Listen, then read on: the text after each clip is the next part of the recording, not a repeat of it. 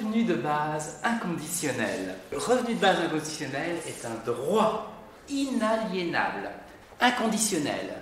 Il est cumulable, de la naissance à la mort, individuel, sans contrôle des ressources ni contrepartie. Ces différents points, après, évidemment, peuvent être complétés par d'autres caractéristiques suivant les opinions politiques des personnes qui soutiennent le revenu de base. Avoir un revenu sans emploi, c'est ça qui choque généralement. On se dit, bah oui, mais sans emploi, les gens ne vont pas travailler. Voilà. Mais en fait, qu'est-ce que ça veut dire, ne pas avoir d'emploi? Ça veut juste dire qu'on est libre de vivre, de rester en vie, même sans prendre un emploi qui contredit ce à quoi on pense. Être libre de donner du sens à sa vie. D'un côté, on n'est plus obligé d'avoir un emploi qui va nous forcer à faire des choses qui contredisent ce que l'on est au fond de nous-mêmes.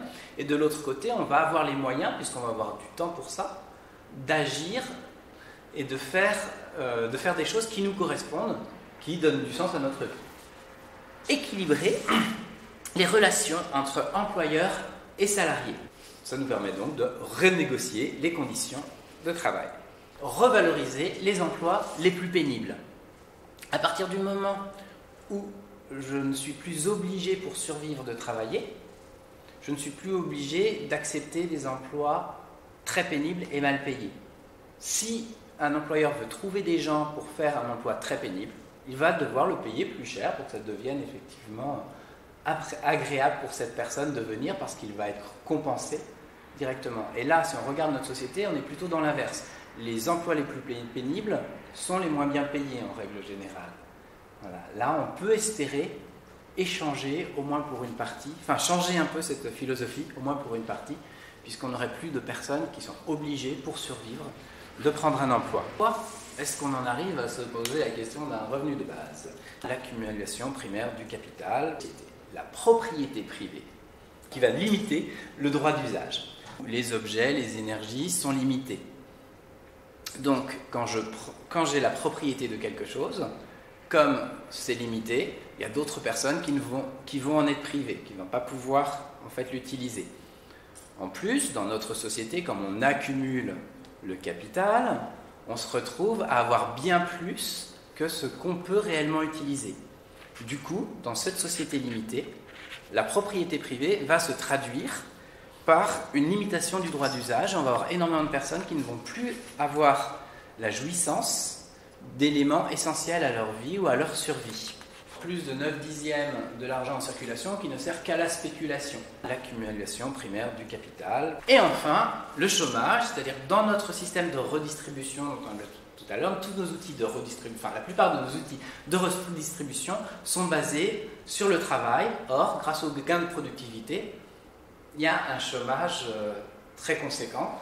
Et donc, on n'a plus de possibilité de vraiment redistribuer les ressources via le travail. Si je n'ai pas de capital, si tout mon temps est consacré à ma survie, je ne peux pas réaliser des choses qui me feraient bien plus plaisir et qui finalement feraient peut-être plus plaisir à d'autres personnes. Je ne peux pas entreprendre. Entreprendre, ce n'est qu'un des aspects de notre vie, mais c'est la vie globalement qui, chez nous, est juste tournée autour de l'emploi, autour du travail subi, sur un emploi qui éventuellement est mauvais pour la planète, ne correspond pas à mes idées, sur un emploi qui m'appauvrit éventuellement. L'économie à échelle humaine. En distribuant à chaque humain, à chaque personne en vie, une partie de la masse monétaire, on quitte un peu le virtuel sur quelque chose d'humain, sur un humain. Et un humain, c'est un acteur économique et sur l'économie réelle. Donc on va réellement redonner un caractère humain à l'économie. Qu'est-ce que c'est économiquement viable? Pourquoi est-ce que ça peut être économiquement viable? Quelque chose comme ça.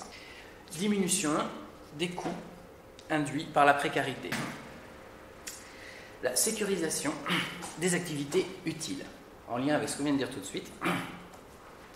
À partir du moment où l'argent est disponible pour tous les humains, on sait que tous les humains ont la possibilité d'acheter ce qui est utile. Ça veut dire que les personnes qui produisent des choses utiles auront toujours un marché. Bilan, c'est une méthode de redistribution sans stigmatiser les victimes d'un système, et c'est un droit qui va faciliter la vie de tous et de toutes, financer l'économie au lieu de servir la finance.